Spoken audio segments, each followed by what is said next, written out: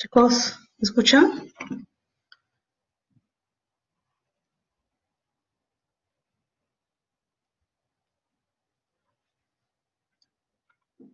Muy bien, esta es muy bien, una exposición que me ha facilitado una colega de la División Médico Legal 2 del Callao, frente al manejo de cadáveres en situación de desastre masivo. Se me escucha bien el audio, ¿verdad? Bueno, ¿y qué es un desastre? Dijimos que un desastre es cuando una determinada comunidad, una determinada población, eh, ya no tiene capacidad para poder manejar un determinado hecho, ¿no? Este tipo de desastres pueden ser eh, naturales o pueden ser artificiales, ¿no? Naturales, pues todo lo que tiene que ver ah,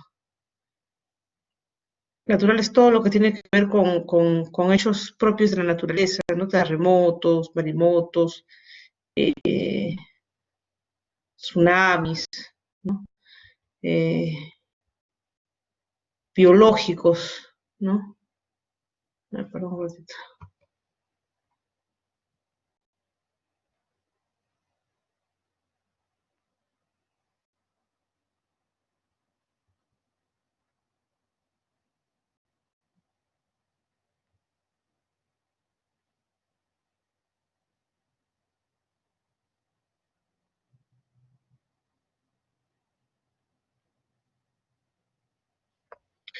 Biológicos y todo aquello que tenga que ver con eventos de esta naturaleza, ¿no? Y los artificiales, sobre todo aquellos hechos por el hombre, ¿no? Podría ser, por ejemplo, el terrorismo, ¿no? Eh, Podría ser, ese es un evento social de gran magnitud que puede ocasionar un desastre, ¿no? Un conflicto armado muy serio, ¿no? Entonces, eh, ¿qué criterios podemos establecer nosotros eh, para definir lo que es un desastre?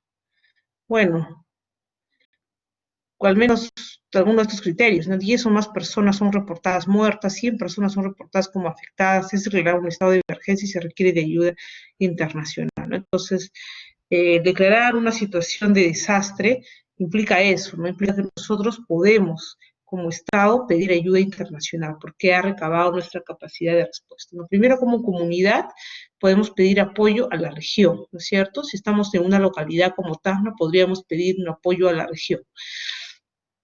Si la región no puede, con la capacidad que tiene, responder a esta necesidad, ¿no? Puede responder a estos desastres, entonces la región pedirá apoyo a nivel nacional, a nivel central. Y si a nivel central el Estado peruano no puede brindar el apoyo necesario, entonces se recurrirá a instancias internacionales.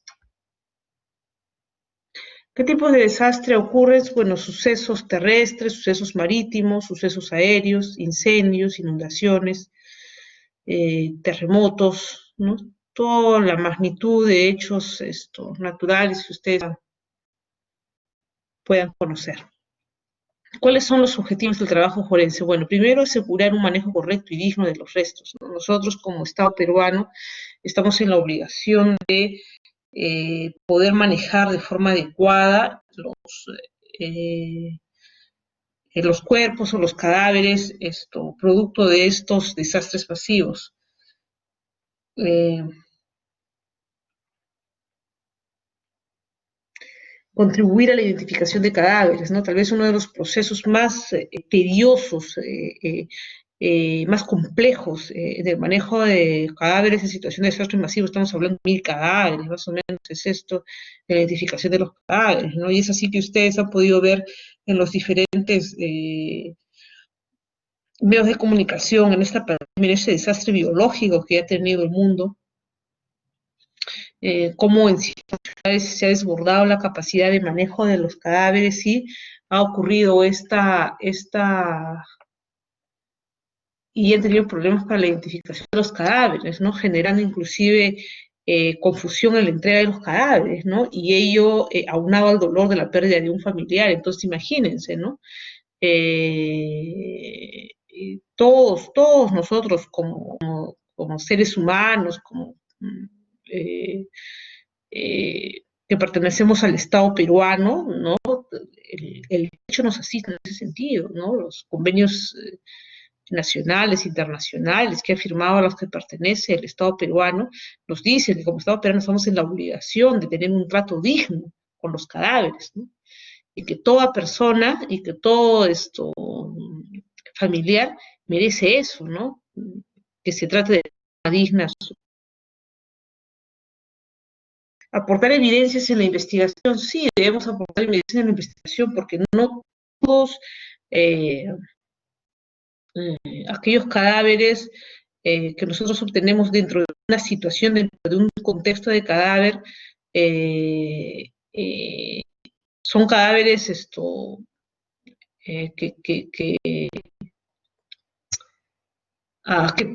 que pertenecen en sí a ese contexto que se está pasando en ese momento, ¿no? No todos los muertos que tenemos ahora, por ejemplo, son por COVID, ¿no? Entonces, acá tenemos que tener bastante cuidado, ¿no? Porque a veces personas inescrupulosas quieren aprovecharse de la situación, de las circunstancias, de la pandemia para tratar a la gente de ocultar un hecho ilícito, ¿no? A veces la causa de muerte puede ser por un homicidio, por mano ajena, y algunas personas pretenden que eso sea visto como un muerto por alguna situación de desastre masivo, ¿no? Y eso no es así, ¿no? Sino que la causa tiene otra etiología, ¿no? Que puede ser de índole criminal. Y obviamente minimizar el sufrimiento de los familiares, ¿no? Pues imagínense ustedes entonces en una situación de conflicto armado como que tuvo el país en la época de los 80, recuerdan ustedes o han leído un poco de la historia, ¿no? Hasta la fecha se vienen buscando los restos de muchos ciudadanos, de muchos peruanos que esto a la fecha están reportados como desaparecidos, ¿no? Producto del terrorismo, de ese conflicto armado que se vivió en esa década, ¿no? Y a la fecha muchos familiares no pueden tener a sus deudos, ¿no? Para poder darles la sepultura que sus creencias, eh, de las creencias que tiene cada uno, y tienen a sus deudos para poderlos, o a sus cadáveres para poderlos llorar, ¿no? Entonces se dan cuenta, ¿no? Imagínense ustedes, ¿no? A la persona que más quieren en su familia y que por X motivo fallezca y ustedes no sepan dónde está, ¿no? Simplemente haya desaparecido, ¿no? Y no tengan ustedes dónde llorarlo, no sepan ustedes qué fue de esa persona o dónde se encuentran sus restos, ¿no? Entonces, minimizar el sufrimiento de los familiares es otro de los objetivos en el trabajo forense cuando hablamos sobre cadáveres en situación de desastre masivo.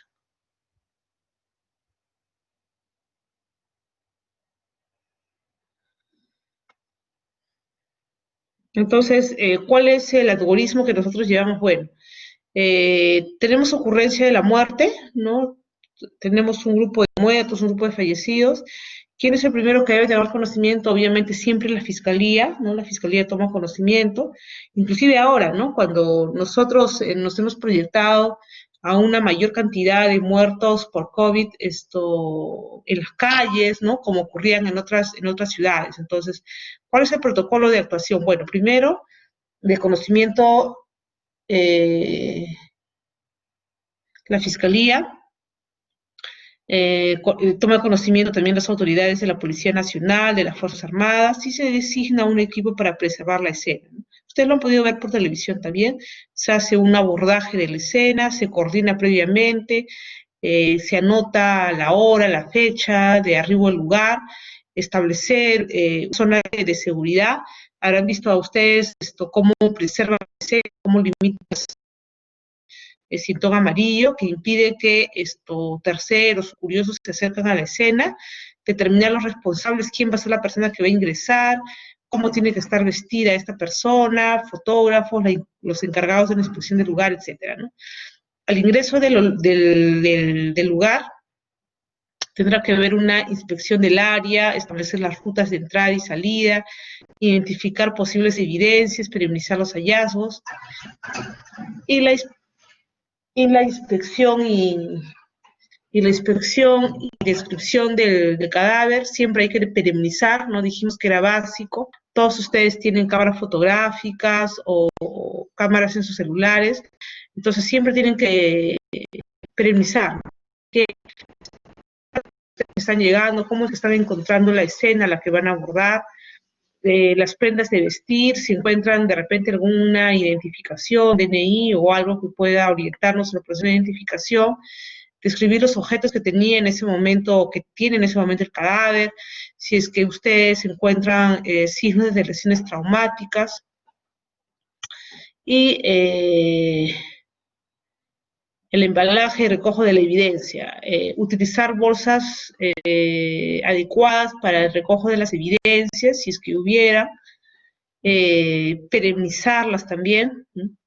Y el cierre de la escena, se chequea las evidencias recogidas, determinar los respuestas para el traslado de las evidencias, ¿no? Entonces, esto es así como nosotros abordamos una determinada escena, ¿no? Cuando llegamos al lugar de los hechos, bueno, siempre hay un jefe del equipo, deben establecer quién va a ser el jefe del equipo, una persona que cuide, una persona de seguridad, una persona que inspeccione el lugar de los hechos, una persona que realiza la periodización y un personal que recoja y transporte las evidencias, ¿no? Entonces, con la finalidad de que de ganar tiempo y de levantamiento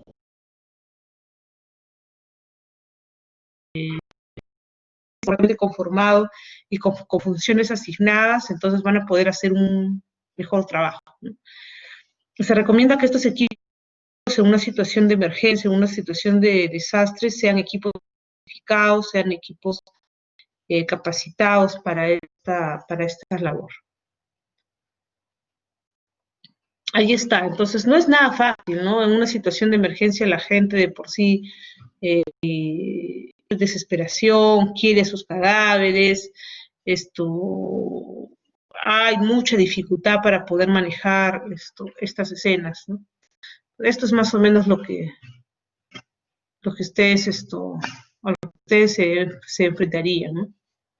Mucho del personal que se encarga en este momento del recojo de cadáveres o del manejo de cadáveres, cuando sobrepasa una capacidad de respuesta del personal de salud, son las Fuerzas Armadas, ¿no? Entonces, desafortunadamente también las Fuerzas Armadas no son pues personas que tengan una capacidad idónea para poder manejar estas situaciones. Sin embargo, son los llamados A, ¿no? En una situación de un terremoto, de un tsunami, que tengamos 1000 cadáveres, por decirlo en Tacna, entonces definitivamente 1000 cadáveres es una situación que desborda la capacidad de respuesta del sector salud, por lo tanto las Fuerzas Armadas ingresan a cumplir esa labor, ¿no? De igual forma, en esa actual situación que nosotros estamos viviendo, hay un equipo de respuesta rápida, ¿no?, para el manejo de cadáveres, pero y sin embargo, tenemos un plan de contingencia, ¿no? Si esto hubiera sobrepasado la capacidad de respuesta de este personal de salud, definitivamente el departamento hubiera tenido que encargarse de esta labor. Entonces, primera fase, la escena, búsqueda y rescate, ¿no? Salvar el máximo número de personas. Esa es la principal función, el principal objetivo que se tiene en la búsqueda y rescate, es tratar de salvar al máximo número de personas, ¿no? La prioridad obviamente no son los cadáveres. Cuando se tiene una situación de emergencia, la prioridad siempre es recuperar a mayor número de personas con vida, ¿no? Los médicos forenses establecen las causas y las circunstancias y realizan la identificación de las víctimas. Entonces, estas son las escenas en las que nos encontramos, miren, en una situación de un terremoto de gran magnitud, entonces escombros, muchos muertos. Sin embargo, la búsqueda en la escena debe ser sistemática y completa, ¿no? Tratar por todos los medios de encontrar la mayor cantidad de personas con vida, ¿no? En la escena, ¿cómo realizamos el levantamiento del cadáver? Bueno, primero tenemos que tener una numeración correcta de los cuerpos, ¿no? Una numeración que nos permita a nosotros el que sea más factible el proceso de identificación, documentar y proteger los cuerpos, ¿no? Entonces, a documentarlos nos estamos refiriendo a la mayor cantidad de características que podemos nosotros recoger de la escena de levantamiento de cadáver, localizar y enumerar los órganos y las partes de los cuerpos, ¿no? Entonces, cuando nosotros trabajamos con cadáveres que están desmembrados, eh, necesariamente las extremidades que están próximas a un sistema corporal sean las que le pertenecen, ¿no? Nosotros hacemos el levantamiento de los partes desmembradas de forma individual, ya sin asumir que se tratan de tal o cual cadáver, ya porque eso puede hacernos inducir a error. Eso ya lo veremos más adelante, ¿no? Se verá eso en la ley,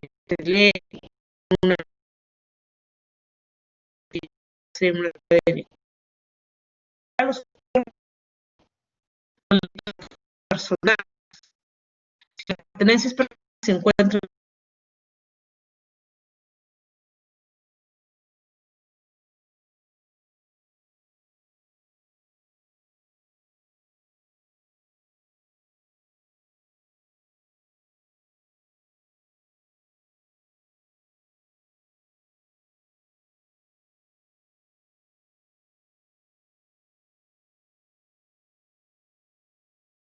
por finalidad el poder eh, evitar el proceso de putrefacción.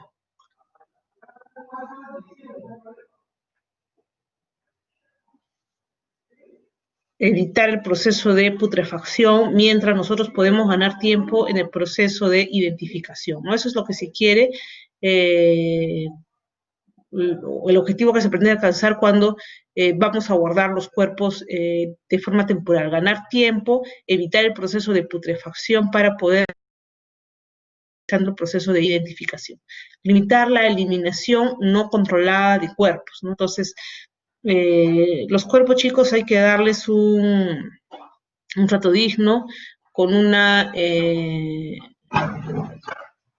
con un el lugar final de estos cuerpos definitivamente debe ser el que los familiares decidan, ¿no? Según las creencias propias, ¿no? Algunos optarán por la inhumación porque sus creencias religiosas así se lo indican. Otros preferirán de repente la cremación porque sus creencias religiosas también se lo indican, ¿no? Entonces, eso es lo que se puede ver, por ejemplo, en esta situación de pandemia, ¿no? Inicialmente recuerdan ustedes cómo las primeras directivas del MINSA indicaron pues cremación a todos los cadáveres, ¿no? Pero yo estoy segura que si yo les pregunto a ustedes cuántos de ustedes aceptarían la cremación de un familiar, muchos de ustedes dirían no, ¿no? Que eso va en contra de sus creencias religiosas, ¿no? Entonces, se dan cuenta, ¿no? Eso es lo que se pretende con este acápite, ¿no? Ahora, no es que todos los cuerpos, pues, en una situación de desastre, vamos a quemarlos, vamos a desaparecerlos. No, definitivamente que todos los estudios hechos en situaciones de desastre han demostrado que un gran número de cuerpos definitivamente no aumenta la incidencia de una epidemia o de una pandemia de otra enfermedad X. No, definitivamente no. Si nosotros manejamos los cuerpos de forma adecuada y logramos una identificación de forma oportuna y damos un tratamiento final óptimo a esos cadáveres, no tendrían por qué aumentar la incidencia de epidemias. Triaje para la diferenciación sí, triaje para la identificación, tenemos que ser ordenados y sistemáticos, ¿no? Cuando se manejan 1000 cadáveres, 2000 cadáveres en situación de desastre, definitivamente el triaje es fundamental, porque nos va a permitir a nosotros el poder ganar tiempo para el proceso de identificación, ¿no? Entonces el triaje debe ser sistemático, ordenarnos, ¿no? En un lugar tendrán que ir, por decirle, varones, en otro lugar mujeres, en otro lugar niños, de tal modo que cuando los familiares acuden a la zona establecida como morgue temporal, que debe ser un lugar grande, un lugar alejado de la ciudad, un lugar abierto, que tenga luz, que tenga ventilación. Entonces esas personas podrán indicarnos, ¿no? Bueno, que están buscando, no sé, a determinada familia o a determinado familiar con esta o esta característica, ¿no? Y de este modo sea algo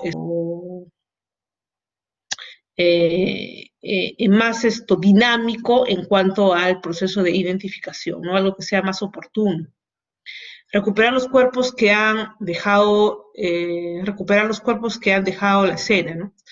En hospitales, por ejemplo, ¿no? Numeración. Todo o parte del cuerpo tiene que obtener un único número de acuerdo a un sistema determinado, ¿ya?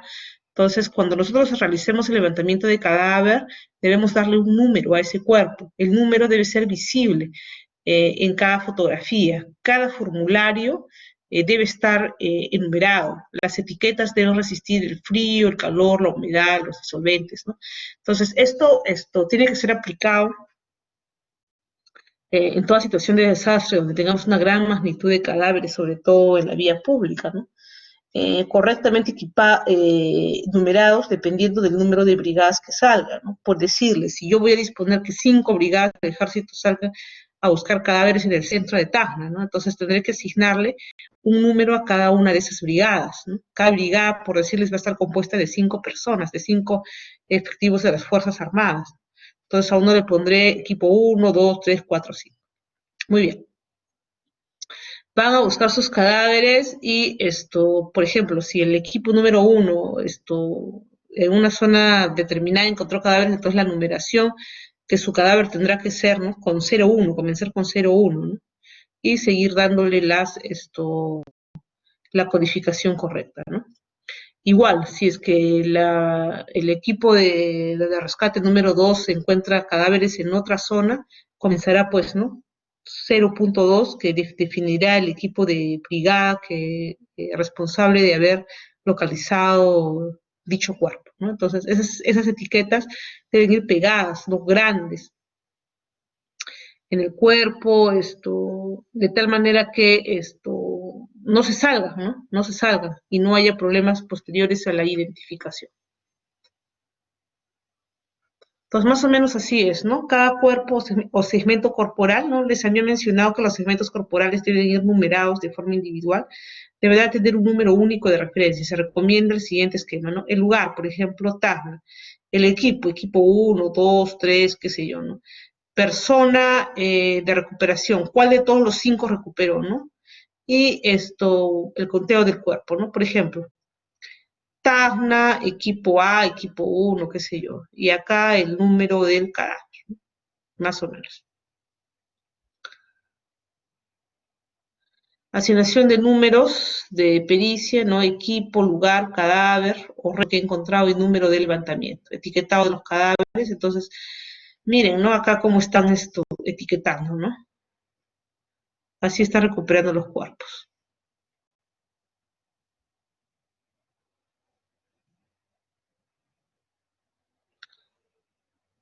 Ahí están, ven, enumerando los cuerpos. Proceso de duración es variable, va a depender del lugar donde se están constituyendo para hacer el levantamiento de cadáver. Puede ser un lugar de fácil acceso, puede ser un lugar de muy difícil acceso, ¿no?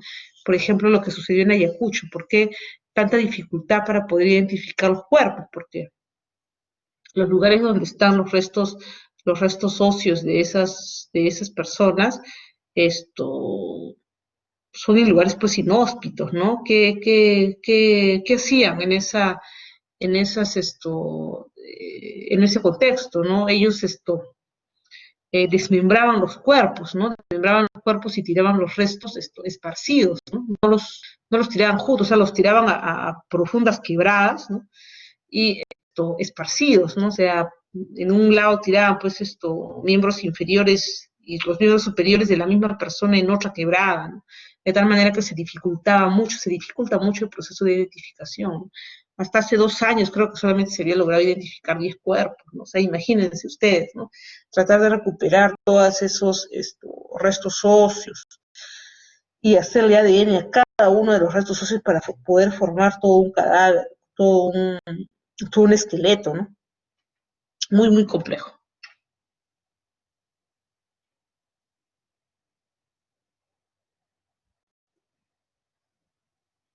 Método y procedimiento. Los cuerpos deben conservarse en bolsas para cadáveres, si no las hay plástico, mortajas, sábanas de cama. Los segmentos corporales, extremidad superior e inferior, debe tratarse como si fueran un cadáver completo. Evitar cotejar las partes corporales encontradas en el sitio del desastre.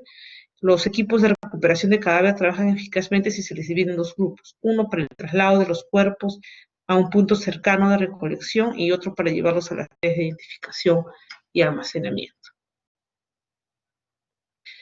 Se deben anotar el sitio exacto y la fecha cuando se encontró el cuerpo, ¿ya? Las pertenencias personales, joyas y documentos no se deben retirar de los restos humanos, se debe hacer únicamente durante la fase de identificación, ¿ya? Porque muchas de esas joyas, esos documentos pueden a nosotros orientarnos para saber de qué persona se trata.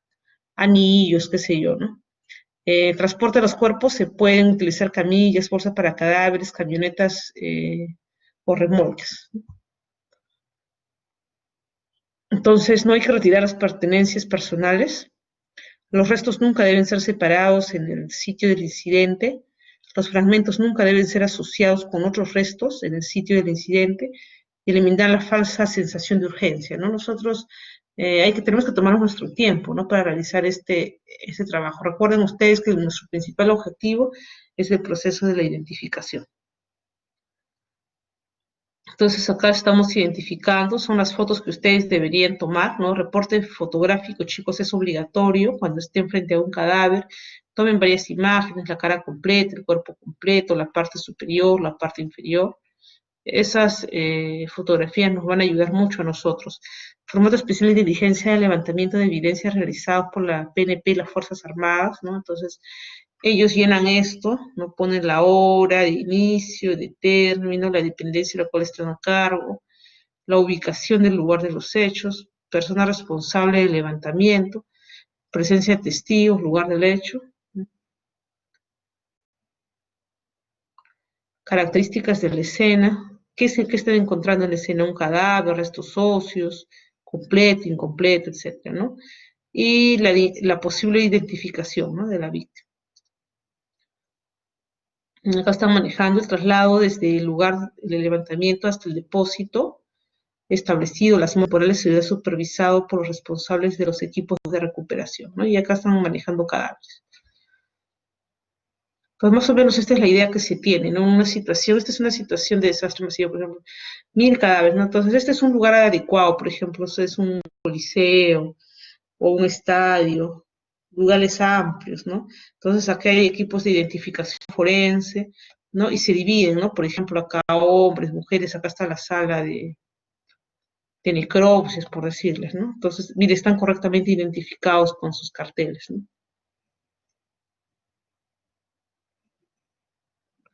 Entonces, ¿qué son estas? Es una cámara frigorífica, ¿no? Acá tenemos estos que parecen como hielo que van a evitar el proceso de putrefacción.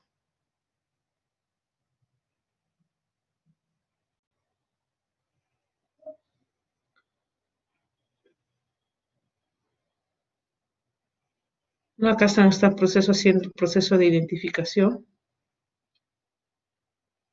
Y otra idea que se tiene, ¿no? Ustedes habrán visto cómo ahora en Lima, por ejemplo, se compraron este tipo de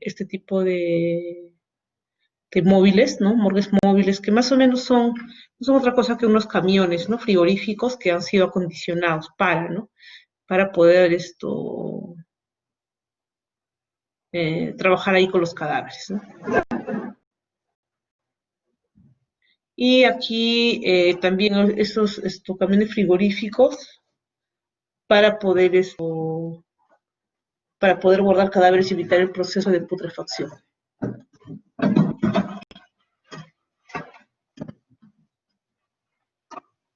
Aquí estamos en el lugar de las morgues temporales, ¿no? En el área de proceso de identificación. Entonces acuden estas personas, se les hace una entrevista para poder saber qué tipo de características tenían las personas, ¿no? que están buscando, ¿no? De repente alguna marca, algún tatuaje en especial, ¿no? Eso es importante. La entrevista, el apoyo psicológico a los familiares, de repente algunas fotos que tuvieran ellos, ¿no? Y que favorezcan el proceso de identificación. ¿Qué está haciendo acá? Está haciendo un odontograma, ¿no? El proceso de identificación está haciéndose a través de las piezas dentarias, ¿no? Que felizmente tienen muy buena resistencia al proceso de putrefacción. Entonces acá están haciendo comparativos, datos antemortem, datos postmortem, ¿no? Y el proceso de identificación.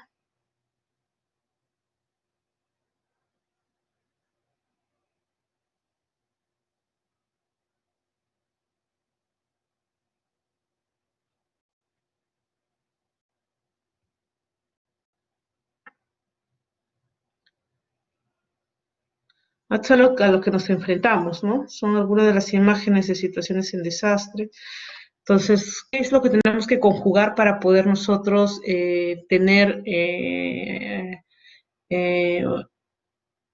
un adecuado proceso de bioseguridad, ¿no? Primero, lo que dicen las disposiciones sanitarias, ¿no? En términos de este contexto de COVID, salieron muchas disposiciones sanitarias para el uso de equipo de protección personal, ¿no? De equipamiento para bioseguridad del personal. ¿Qué dicen las disposiciones legales? Todo lo que es bioseguridad ahora, chicos, está involucrado con lo legal, con la medicina ocupacional, condiciones sociales, incertidumbre de los mismos trabajadores, ¿no? Los fallecidos generan mayor índice de infección. ¿Qué dice la ciencia? ¿No? La ciencia dice que no hay una evidencia de que después de un desastre natural los cadáveres ofrezcan un riesgo de epidemia. Enfermedades agudas epidémicas no son más probables entre las víctimas de un desastre que entre la población general, sugiriendo que el riesgo al público en general es pequeño. Entonces, no debería generar un mayor problema. ¿Por qué hay un mayor riesgo o cuándo hay un riesgo infeccioso de los cadáveres? Bueno, comenzando, hay poca evidencia que sugiera que los cadáveres constituyen un riesgo en áreas no endémicas de ciertas enfermedades. La evidencia obtenida de operaciones de emergencia y los subsecuentes proyectos de reconstrucción indican que en la mayoría de los casos los cadáveres no poseen un riesgo apreciable para la salud pública, ¿no? Estamos hablando, obviamente, no en este contexto, no estamos hablando en un contexto de un eh, fenómeno natural, ¿no? Para obtener conclusiones válidas es necesario revisar el panorama antes y después de ocurrir el desastre. Hay una dificultad de realizar investigaciones en esta situación de crisis, ¿no? Poco interés por parte de los científicos para corroborar un hecho que se ha observado siempre, ¿no? Las pandemias también pueden ser desastres masivos. Todo cadáver está potencialmente infectado, sí. Elementos de protección personal, inmunización y buenas prácticas operativas. No nos inmunizaron a todos. Recuerdan que junto con la pandemia se fomentó esto de la aplicación de la vacuna, de la influenza y del neumococo. Todas las personas que manipulen cadáveres deben tener en cuenta las precauciones universales, contacto con personas allegadas a los fallecidos. ¿Qué tipo de riesgo hay en un lugar donde se levantan cadáveres? Bueno, los riesgos comunes para poder, cuando se quiere manipular, sobre todo estos elementos biológicos de alguna persona. Medios de contaminación, riesgo de radiación ionizante. Si se tiene conocimiento de una posible contaminación del lugar del hecho por material radioactivo, hay que abstenerse de ingresar, no deben ingresar personas expertas. Si hay un riesgo eléctrico, también personas especializadas en ello. Riesgo estructural, las personas que intervienen en el levantamiento primero deben tener la certeza de que esto no van a generar ningún tipo de, de situación, ¿qué les digo? O sea, que no van a generar un mayor problema del que ya hay, ¿no? Para lo cual debemos tener la certeza de que el lugar donde estamos nosotros interviniendo sea un lugar seguro para los rescatistas, ¿no? No podemos añadir una desgracia sobre otra desgracia, ¿no? O sea, nosotros tenemos que estar seguros que nuestra intervención va a ser para ayudar, ¿no? Para facilitar determinado o solucionar un determinado conflicto y no para generar otro, ¿no? Entonces debemos tener mucho cuidado. Entonces hay que evaluar la posibilidad de colapso estructural. Esto se da con mayor frecuencia en incendios y en terremotos. Los incendios en zonas calurosas hay que hidratarse bien durante el desarrollo de las actividades a altas temperaturas. Hay que controlar el riesgo químico si lo por personas especializadas y el equipo especializado. La inhalación, hay que tener cuidado con el monóxido de carbono. Recuerdan que muchos de estos vapores generan daños al sistema nervioso central. La piel también puede absorberse sustancias que causan temblores y náuseas y autoinoculaciones accidentales. Signos de exposición y riesgo en ojos, conjuntivitis, úlceras corneales, queratitis, uveitis posterior, entonces pueden desaparecer en su totalidad o dejar secuelas, opacidades corneales y estenosis del conducto lagrimal. Entonces las buenas prácticas garantizan esto, ¿no? Yo no me contagio y no contagio a los demás, no contagio a mi familia, ¿no? Riesgos biológicos, ingestión, contaminación biológica por un inadecuado lavado de manos, de ingerir alimentos contaminados. Entonces, el lavado de manos yo creo que es uno de los principales cambios de conducta que va a tener ahora el poblador peruano, ¿no? El lavado de manos, hay que usar el lavado de manos, ¿no? En cuanto a riesgo ocupacional, se ha clasificado como de alto riesgo de exposición al personal que transporta cadáveres de pacientes sospechosos o confirmados de estar infectados y muy alto riesgo de exposición al personal que realiza las necropsias. La generación de aerosoles aumenta el riesgo de exposición cuando se trabaja con infecciones virales o bacterianas de diseminación aerógena, gripe, aviar, porcina, tuberculosis. Esto ocurre en la fase enfisematosa, ¿no?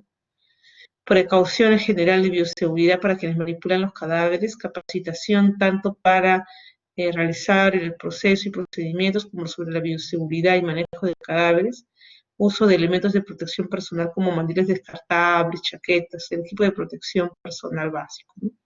Ahí está, ¿no? Equipo de protección personal que debe completo y debe ser de acuerdo a la actividad que se va a realizar, ¿no? Al inicio de la pandemia todos los profesionales querían entrar vestidos así, ¿no?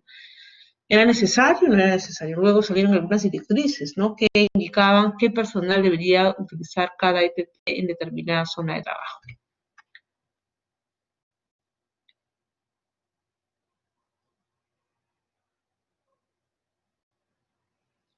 ¿No? Guantes, mamelucos, con las formas de sepsis y antisepsia, el lavado de manos, el agua, el jabón, utilizar alcohol gel, evitar limpiarse y frotarse la cara o la boca con las manos, lavar y desinfectar todos los equipos, vestimenta y vehículos utilizados para el transporte de los cuerpos. Es obligatorio el uso de mascarilla, la recuperación de cadáveres de espacios cerrados y sin ventilación debe realizarse con precaución y la descomposición de cuerpos genera gases tóxicos potencialmente peligrosos. ¿Qué enfermedades del cadáver podría causar epidemias? Solo aquellas que sean endémicas en la región, cólera, COVID, por ejemplo, también, ¿no? Eh, el riesgo limitado de transferir enfermedades en los cadáveres se relaciona con las condiciones adversas que se generan en los fenómenos de transformación post-mortem, ¿no? Putrefacción, por ejemplo. La investigación científica a lo largo de la historia no ha podido vincular la presencia de cadáveres como la causa de las epidemias, ¿no? El triaje de cadáveres es un método visual de ordenamiento para la individualización en los casos de enterramiento masivo o paso previo a la identificación de los fallecidos. Tuberculosis sí hay alto nivel de contagio, especialmente en el momento de la autopsia, ¿no? Entonces esos cadáveres con tuberculosis tenemos que tener mucho cuidado para manipularlos el menor tiempo posible si podemos realizar necropsias dirigidas, mínimamente invasiva, ¿no? Cólera es una preocupación en las áreas endémicas, no se ha visto cólera en el país hace mucho tiempo. ¿Cuáles son los signos de infección? Fiebre, tos, respiración agitada, goteo nasal, diarrea, dolor de estómago, dolor de cabeza, ampollas, erupciones en su piel, dolor de oídos, dolor de garganta, ¿no? Podría ser indicativos que estamos infectados. Es determinante el estado de los cuerpos, cuerpos reconocibles a simple vista e identificación que corresponde a cadáveres frescos, completos, con rasgos y pulpejos observados. Cuerpos no reconocibles a simple vista pero identificables que corresponden a cadáveres completos con alteraciones de rasgos opuestos o con partes corporales con pulpejos preservados y recuperados. Cuerpos no reconocibles ni identificables por métodos básicos que incluyen cadáveres en descomposición avanzada o fragmentos corporales sin pulpejos preservados ni recuperables. El triaje de cadáveres permite ordenar el número de fallecidos a medida que se los va recuperando a fin de iniciar la etapa de individualización para su identificación según el estado en que se encuentra. El triaje también sirve para identificar potenciales fuentes de contagio, ¿sí? Categorización de infecciones en cadáveres según el riesgo de contagio y modo de transmisión. Categoría azul, todas aquellas infecciones no incluidas en la categoría 2 y 3, ¿no? Uso de brazalete azul para la categoría 1. Amarillos, hepatitis categoría 2 o amarilla, hepatitis C, VIH, SARS, influenza. El cadáver debe ser embolsado para su traslado. Se sugiere la cremación, aunque no es obligatorio, ¿no? Que es lo que nos está pasando actualmente. Y en la categoría 3, antras, peste, rabia, fiebres virales. Aquí la cremación es obligatoria, ¿eh? Disposición final de los cadáveres. Entonces, quienes estén a cargo de la gestión de cadáveres deben estudiar el terreno para la ampliación de los cementerios existentes o de crear nuevos campos santos. El diseño de un cementerio para enterramiento de las víctimas múltiples con enfermedades transmisibles, respetando los ritos funerarios. La inhumación debería realizarse en el menor tiempo, ¿no? 2 días para evitar de fluidos corporales infecciosos, y no suele cumplirse por el gran número de cadáveres, ¿no? La falta de elementos para acondicionamiento o la carencia de disponibilidad de fosas de enterramiento. Entonces, este es más o menos el diagrama de un cementerio, ¿no? De un cementerio en situación de desastre. Gran cantidad de cadáveres. Hay que respetar el distanciamiento. Primero debe ser en una zona que esté alejada de fuentes de agua, ¿no?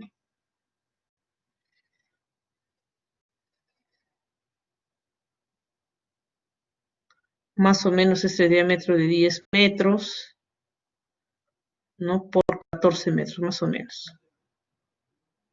Quienes manipulan cadáveres deben conocer las normas de asepsia y antisepsia, así como los riesgos de manipular cadáveres. Deben vacunarse contra tétanos, hepatitis, etcétera, lavado frecuente de manos y utilizar el EPP o el equipo de protección personal correspondiente. Coordinación y apoyo de la recuperación de cuerpos con la comunidad, con voluntarios, con miembros de la ONG, el ejército, ¿no? La Interpol inclusive. Cremación, no hay ventajas en cuanto a la salud de la cremación sobre el entierro, chicos, eso también es una realidad, ya cremación y no realidad, no se han encontrado ventajas de una sobre otra. Algunas comunidades pueden preferirlas por razones culturales o religiosas. Factores en contra de la cremación: el combustible que se utiliza y la contaminación ambiental que se utiliza. Miren, gran cantidad de cuerpos como los botan en un solo lugar, ¿no? Acá imposible un proceso de identificación, más o menos lo que ocurría en la época del terrorismo, ¿no? Aquí están en una capacitación enseñando el uso adecuado del EPP, que es también lo que ha pasado en la actual pandemia. Como conclusión, el cadáver producto de un desastre no constituye un riesgo de infección en su condición de tal, no genera enfermedades, deben haberlas padecido en vida para transmitirlas y ser portador de las mismas, así como el COVID. La presencia de cadáveres no es causa suficiente para la diseminación de enfermedades. Cadáveres humanos y animales presentan un mínimo de nuevo riesgo para la salud pública. Para que exista riesgo epidémico deben coexistir criterios muy específicos, que los cadáveres sean huéspedes de una enfermedad presente en la zona endémica, ¿no? Que es lo que está pasando ahora. Si el rescatador del personal sanitario o aquel afectado en una emergencia